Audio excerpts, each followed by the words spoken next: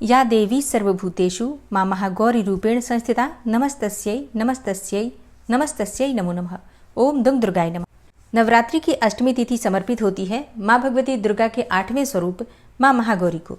माँ महागौरी भगवान शिव की अर्धांगिनी के रूप में भगवान शिव के साथ सदैव विराजमान रहती हैं। कहा जाता है कि माता महागौरी की पूजा करने से सभी प्रकार की कामनाएं पूर्ण हो जाती हैं। माता महागौरी की पूजा से मन चाहे जीवन साथी की कामना पूर्ण होती है, और अगर दाम्पत्य जीवन में परेशानी हो तो दाम्पत्य जीवन सुखमय होता है। सुख समृद्धि की कामना हो या फिर जीवन में खुशहाली की कामना हो, समस्त कामनाएं पूर्ण करती हैं माँ महागौरी। ऐसा कहा जाता है, मतलब शास्त्रों में इस प्रकार का वर्णन आता है कि माँ महागौरी अपने भक्तों को अन्नपूर्णा के स्वरूप में सुख समृद्धि प्रदान करती हैं। तो नवरात्रि की अष्टमी तिथि पर माता महागौरी की पूजा विशेष रूप से श्रद्धा भाव से और समर्पित भाव से करना चाहिए। आज की वीडियो में आप जानेंगे कि माता महागौरी की पूजा नवरात्रि की अष्टमी तिथि पर हमें किस प्रकार से करनी चाहिए, माँ का स्वरूप क्या है जिसका हमें पूजा के समय ध्यान करना है, मंत्र क्या है जिसका आज हमें जप करना है, क्या भोग माँ को अर्पित करें जिससे कि माँ की कृपा हमें प्राप्त हो, माँ महागौरी का प्रिय रंग क्या है जो आज हमें धारण करके माँ की आराधना करनी चाहिए, और पुष्प कौन सा अर्पित करें, फल कौन सा अर्पित करें, और सुख समृद्धि दाम्पत्य जीवन को सुखमय बनाने के लिए, मन चाहे जीवन साथी की कामना को पूर्ण करने के लिए कौन सा उपाय करें, संपूर्ण जानकारी आपको आज की वीडियो में शेयर करने वाली हूँ।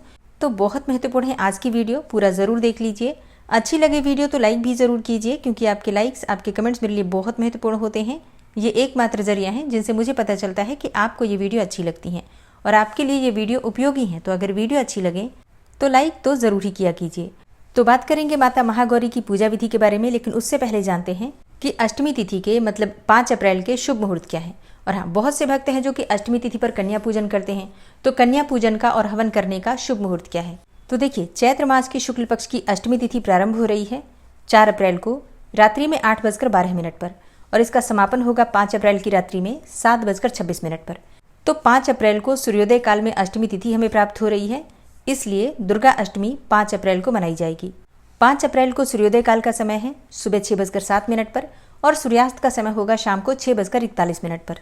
जिन भक्तों के यहाँ अष्टमी पूजी जाती है, मतलब अगर आपके परिवार में अष्टमी तिथि पर कन्या पूजन और हवन करते हैं, तो ऐसे में 5 अप्रैल 2025 शनिवार के दिन आपके यहाँ हवन होगा, कन्या पूजन होगा। और अब जानते हैं कि अष्टमी तिथि पर कन्या पूजन का शुभ मुहूर्त क्या होगा। देखिए, अगर आप अष्टमी तिथि पर कन्या पूजन करते हैं तो वैसे तो पूरे ही दिन कन्या पूजन आप कर सकते हैं, मतलब सुबह से लेकर शाम तक कन्या पूजन किया जा सकता है। लेकिन कुछ विशेष मुहूर्त होते हैं, आप चाहें तो इन शुभ मुहूर्तों में भी कर सकते हैं। जैसे कि ब्रह्म मुहूर्त में भी कन्या पूजन आप कर सकते हैं। कई लोग होते हैं कि जो जॉब करते हैं और दिन में नहीं रह पाते हैं घर में, तो ऐसे में ब्रह्म मुहूर्त में आप कन्या पूजन कर सकते हैं। सुबह 4:35 से सुबह 5:21 तक ये ब्रह्म मुहूर्त का समय है। इस समय में भी आप कन्या पूजन, हवन इत्यादि सभी कार्य कर सकते हैं। कन्या पूजन का दूसरा मुहूर्त है प्रातः संध्या का। प्रातः संध्या मतलब जब रात्रि बीत रही होती है और सुबह का प्रारंभ होता है, तो उस मिलते हुए समय को प्रातः संध्या कहते हैं। और इस समय में बहुत से लोग पूजा पाठ इत्यादि करते हैं, विशेषकर इस समय का लाभ लेने के लिए। तो सुबह 4:58 से सुबह 6:07 तक का जो समय है, इस समय में भी कन्या पूजन और हवन इत्यादि आप कर सकते हैं। और तीसरा शुभ मुहूर्त आपको प्राप्त हो रहा है अभिजीत मुहूर्त का। सुबह 11:59 से दोपहर 12:49 तक ये समय अभिजीत मुहूर्त का है। तो अभिजीत मुहूर्त में भी आप कन्या पूजन कर सकते हैं। कई बार क्या होता है, बहुत समय लग जाता है सुबह की पूजा पूर्ण करने में, हवन करने में, तो ये सभी कार्य करने में अगर आपको देर हो जाती है तो अभिजीत मुहूर्त में आप कन्या पूजन कर सकते हैं। ये बहुत ही श्रेष्ठ मुहूर्त है। तो अपनी इच्छा के अनुसार, अपनी सुविधा के अनुसार आप इन मुहूर्तों में कन्या पूजन कर सकते हैं। और जैसा मैंने आपको बताया पहले ही कि आप पूरे दिन में किसी भी समय कन्या पूजन कर सकते हैं, पूरा ही दिन शुभ है। सिर्फ आपको राहु काल का ध्यान रखना है। राहु काल में कन्या पूजन और हवन नहीं करना चाहिए। प्रारंभ मत कीजिएगा, अगर आप पहले से कर रहे हैं तो आप कर सकते हैं। और अष्टमी तिथि पर शनिवार के दिन आपको राहु काल का समय प्राप्त होगा सुबह 9 बजे से 10:30 तक, मतलब 1.5 घंटे का ये समय है। इस समय में आपको कन्या पूजन नहीं करना है, बाकी किसी भी समय कर सकते हैं, कोई दिक्कत नहीं है। और अब जानते हैं कि नवरात्रि की अष्टमी तिथि पर माँ महागौरी की पूजा किस प्रकार से करना है। देखिए, जिस प्रकार से हमने नवरात्रि में बाकी दिनों में सप्तमी तिथि तक पूजा की विधि बिल्कुल वही होती है। मतलब सुबह आपको जल्दी उठना है, नित्य कर्मों से निवृत्त हो जाइए, स्नान कर लीजिए। स्नान करने के बाद साफ स्वच्छ वस्त्र धारण कर लीजिए। माँ महागौरी का प्रिय रंग है गुलाबी, तो आज के दिन आपको गुलाबी रंग के वस्त्र धारण करके माँ महागौरी की पूजा करनी चाहिए। तो स्नान इत्यादि से निवृत्त होकर सबसे पहले भगवान सूर्यदेव को जल अर्पित कीजिए। इसके बाद अपने घर के मंदिर में आ जाइए जहाँ पर आपने माँ दुर्गा की चौकी स्थापित की है। अब आपको सबसे पहले सभी देवी देवताओं को अपने दोनों हाथ जोड़कर प्रणाम करना है। फिर माँ के समक्ष शुद्ध आसन डालकर बैठ जाइए। अब थोड़ा सा गंगा जल या फिर शुद्ध जल लेकर अपने ऊपर छींटे दीजिए। अपने आसपास जो पूजा की सामग्री है सब पर जल के छींटे देकर शुद्धिकरण कर लीजिए। इसके बाद आप आचमनी कर सकते हैं। 3 बार आचमनी करना होता है। माँ दुर्गा के किसी भी मंत्र के द्वारा आप चाहें तो आचमनी कर सकते हैं, या फिर ओम नारायणाय नमः, ओम केशवाय नमः, ओम माधवाय नमः, इस प्रकार से भगवान श्री हरि विष्णु के मंत्रों द्वारा भी आप आचमनी कर सकते हैं। चौथी बार अपने हाथ में जल लेकर हाथ धो लेना चाहिए। ओम ऋषिकेशाय नमः, इस प्रकार से मंत्र बोलते हुए आचमनी करने के बाद आप अंदर से बाहर से सब तरफ से शुद्ध हो जाते हैं, शुद्धिकरण हो जाता है, मन का पवित्रीकरण हो जाता है। इसके बाद अपने आसन के पास थोड़ा सा जल डालकर और अपनी आंखों पर अपनी 2 उंगलियों से अपने मस्तक पर अपनी आंखों पर तिलक कीजिए। 2 बार जल उठाकर अपने मस्तक पर लगा लीजिए, नेत्रों पर लगा लीजिए। अब अपने सामने शुद्ध घी का एक दीपक प्रज्वलित कर लीजिए। अब आपकी पूजा प्रारंभ हो जाती है। जब तक आप पूजा कर रहे हैं तब तक आप अपने आसन पर से उठ नहीं सकते हैं।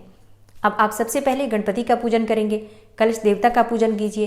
फिर इसके बाद से जैसे आपने षोडश मातृका, नवग्रह मंडल या फिर ज्वारे बो रखे हैं या अखंड दीपक प्रज्वलित कर रखा है, सभी देवी देवता जो चौकी पर विराजित हैं उनकी विधि विधान से पंचोपचार विधि से धूप, दीप, अक्षत पुष्प इत्यादि अर्पित करके पूजा कर लीजिए। और हाँ, सबको भोग अवश्य अर्पित करना चाहिए। इसके बाद माँ दुर्गा की विशेष पूजा होगी माँ महागौरी स्वरूप में। तो अपने हाथ में अक्षत और पुष्प लेकर माँ का ध्यान कीजिए। सबसे पहले माँ का स्वरूप क्या है जिसका आपको ध्यान करना है? देखिए, माँ दुर्गा की 8वीं शक्ति मानी जाती है माँ महागौरी, और नवरात्रि के 8वें दिन जब हम इनकी पूजा करते हैं तो इनका जो स्वरूप हम ध्यान करते हैं वो पूर्ण रूप से गौर वर्ण का होता है, इसलिए ये महागौरी कहलाती हैं। इनकी गौरता की उपमा शंख, चंद्र और कुंद के फूल से की गई है और इनकी आयु 8 वर्ष की मानी गई है। इनके समस्त वस्त्र और आभूषण भी श्वेत हैं।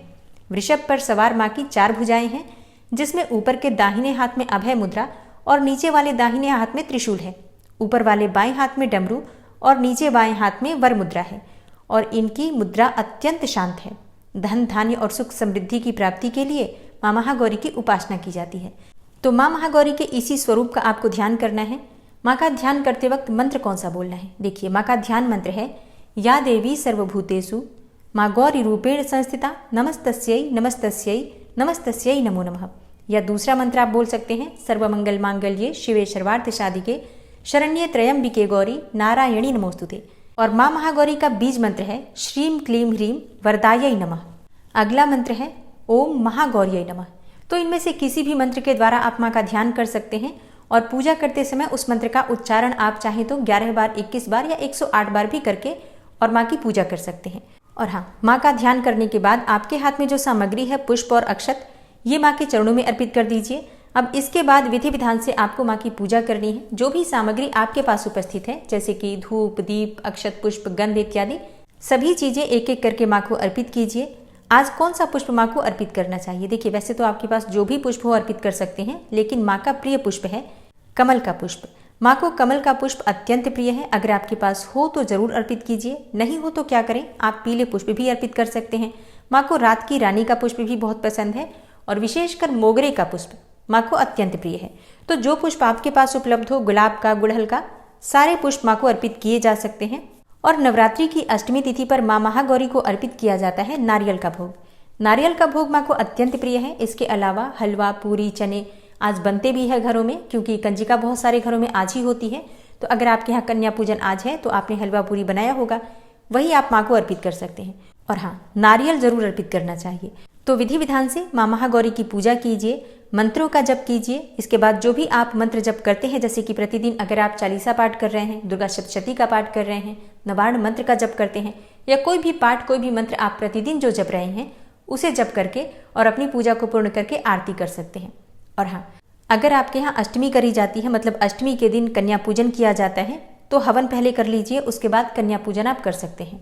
अब बात करें माँ महागौरी की विशेष पूजा विधि के बारे में, तो देखिए, माँ महागौरी को सौभाग्य का प्रतीक माना जाता है, इसलिए माँ महागौरी को सौभाग्य की सामग्री जो होती है, सुहाग की सामग्री जरूर अर्पित करनी चाहिए। अपनी इच्छा के अनुसार आप चाहें तो 16 श्रृंगार की सामग्री अर्पित कर सकते हैं, या फिर सिंदूर, बिंदी, चूड़ियाँ, ये सब चीजें जैसे कि 5 सुहाग की सामग्री भी आप अर्पित कर सकते हैं, जो भी आपके पास उपलब्ध हो। अब जैसे कई भक्तों के प्रश्न होंगे कि हमने पहले ही दिन नवरात्रि में सुहाग की सामग्री माँ को अर्पित कर दी थी, तो क्या हम अष्टमी तिथि पर भी अर्पित करें? ये ज़रूरी है। देखिए, नवरात्रि में अगर आपने पहले दिन सुहाग की सामग्री अर्पित कर दी है, तो अगर आप बहुत कुछ आज नहीं कर पाते हैं अष्टमी तिथि पर, तो कम से कम सिंदूर, बिंदी, चूड़ियाँ, 2-4 सामग्री अवश्य अर्पित कर दीजिए। और कुछ नहीं कर पाते हैं तो सिंदूर तो अवश्य अर्पित कीजिए। और वो सिंदूर आप स्वयं प्रयोग कर सकते हैं, चाहे तो किसी को दान में भी उसमें से थोड़ा बहुत दे सकते हैं। पूरा चढ़ाकर पूरा दान नहीं करना है, इस बात का ध्यान रखिए। सिंदूर हम माँ को जब भी चढ़ाते हैं अपने लिए पहले रखते हैं, फिर उसमें से किसी भी सुहागिन महिला को थोड़ा सा दे सकते हैं। या फिर सिंदूर की 2 डिब्बी चढ़ा सकते हैं, एक किसी को दान कर सकते हैं, एक आप स्वयं प्रयोग कर सकते हैं। मतलब अपने लिए भी चढ़ाइए, फिर दान के लिए भी आपको जरूर निकालना चाहिए। और नवरात्रि की अष्टमी तिथि पर माँ दुर्गा को लाल चुन्नी अवश्य अर्पित करनी चाहिए। आप चाहे तो साड़ी या फिर अपने लिए सूट चढ़ाकर भी माँ को फिर बाद में स्वयं प्रयोग कर सकते हैं, या फिर लाल चुन्नी जो मिलती है माता वाली, आप वो भी चढ़ा सकते हैं, लेकिन जरूर चढ़ाइए। अगर आपने प्रतिपदा तिथि पर चढ़ाया था तब भी आज आपको चढ़ा देना चाहिए, क्योंकि आज माँ महागौरी की पूजा से जो फल आपको प्राप्त होगा वो पूरी नवरात्रि में नहीं मिलता है। इसलिए अंतिम दिन अष्टमी और नवमी बहुत महत्वपूर्ण है। जैसे कि नवरात्रि में अष्टमी तिथि पर माँ महागौरी की पूजा करने से विवाह के जो योग हैं बहुत जल्दी बन जाते हैं। तो जो कुंवारी कन्याएं हैं वो भी माँ को सुहाग की कुछ सामग्रियाँ चढ़ा सकती हैं, जैसे कि मेहंदी, चूड़ियाँ, आप रोली भी चढ़ा सकते हैं, स्वयं तिलक कर सकते हैं मस्तक पर अपने, एक चांदी की पायल भी चढ़ा सकते हैं जो कि आप बाद में स्वयं प्रयोग कर सकते हैं। सुहागिन महिलाएं माँ को बिछुए अर्पित कर सकती हैं और बाद में उसे स्वयं प्रयोग कर सकती हैं। इससे सौभाग्य बढ़ता है, पति पत्नी के रिश्ते मधुर होते हैं, पति की आयु लंबी होती है, पति को उसके कार्यों में, उसके जीवन में सफलता मिलती है, क्योंकि हमें माँ का आशीर्वाद मिल जाता है। इसी प्रकार से जो कुंवारी कन्याएं माँ की पूजा करती हैं, तो कुंवारी कन्याओं को योग्य जीवन साथी की प्राप्ति होती है, सुखी और समृद्ध परिवार मिलता है उन्हें, और वैवाहिक जीवन सुखमय होता है। इसलिए कुंवारी कन्याओं को माँ महागौरी की पूजा जरूर करनी चाहिए। और जिन दंपतियों को संतान प्राप्ति की कामना है, नवरात्रि की अष्टमी तिथि पर माँ दुर्गा के मंदिर में जाकर विधि विधान से उनकी पूजा करें। घर के आसपास कोई मंदिर हो वहां जाकर पूजा कर सकते हैं। कोई पुराना मंदिर आपके शहर में हो तो आप वहां जाकर पूजा करें, ज्यादा लाभ होगा। करना क्या है, आपको पूजा की सभी सामग्री जो आपके पास उपलब्ध है लेकर जाइए मंदिर में। और हाँ, पहले घर की पूजा कर लीजिए। आप कन्या पूजन करना चाहते हैं, बिल्कुल कन्या पूजन भी कर लीजिए। दिन में किसी भी समय मंदिर जाकर आप पूजा कर सकते हैं, शाम के समय भी जा सकते हैं, कोई समस्या नहीं है। तो मंदिर जब आप जा रहे हैं तो पूजा की सभी सामग्री लेकर जाइए और एक नारियल लेकर जाइए। पूजा वाला नारियल जो कि हम मंदिर में पूजा में चढ़ाते हैं वही नारियल हमें चाहिए। उस नारियल पर आपको स्वास्तिक बनाना है रोली से, फिर एक चुन्नी लपेट लीजिए और कुछ दिए लेकर जाइए अपने साथ। आप चाहें तो 9 दिए ले सकते हैं या फिर 1 दिया तो जरूर ले लीजिए। और मंदिर में जाकर दीपदान कीजिए, माँ की विधि विधान से पूजा कीजिए। भोग के लिए आप सामग्री लेकर जा सकते हैं, कोई भी सफ़ेद मिठाई लेकर जा सकते हैं, फल लेकर जा सकते हैं। मतलब जो भी माँ की पूजा में सामग्री चाहिए वो सब सामग्री आप लेकर जाएंगे। विधि विधान से माँ की पूजा करेंगे, दीपदान करेंगे और फिर आपको वो नारियल माँ के चरणों में अर्पित करना है और उनसे प्रार्थना करना है, हे माँ दुर्गा, मुझे उत्तम, योग्य और दीर्घायु संतान की प्राप्ति हो। इसी कामना से मैं आज आपकी पूजा कर रहा हूँ या कर रही हूँ। अच्छा, अगर आप संतान प्राप्ति के लिए पूजा कर रहे हैं तो प्रयास करना चाहिए कि पति पत्नी दोनों मिलकर पूजा करें। अगर ऐसा बिल्कुल भी संभव ना हो तो ऐसे में अकेले भी पूजा की जा सकती है। दोस्तों, उम्मीद करती हूँ कि आज की वीडियो आपको ज़रूर पसंद आई होगी। अगर वीडियो पसंद आती है तो वीडियो को लाइक ज़रूर किया कीजिए और संभव हो तो वीडियो को शेयर भी किया कीजिए। और चैनल पर पहली बार आए हैं, अगर अभी तक आपने चैनल को सब्सक्राइब नहीं किया है तो आज की वीडियो अगर आपको अच्छी लगे तो चैनल को सब्सक्राइब करके बेल आइकन को ज़रूर प्रेस कर लीजिए। इससे ये होगा कि इस चैनल पर जो नई वीडियो अपलोड होंगी उनकी नोटिफिकेशन आपको सही समय पर प्राप्त होगी। मिलती हूँ मैं आपसे अगली वीडियो में, तब तक के लिए जय श्री राधे।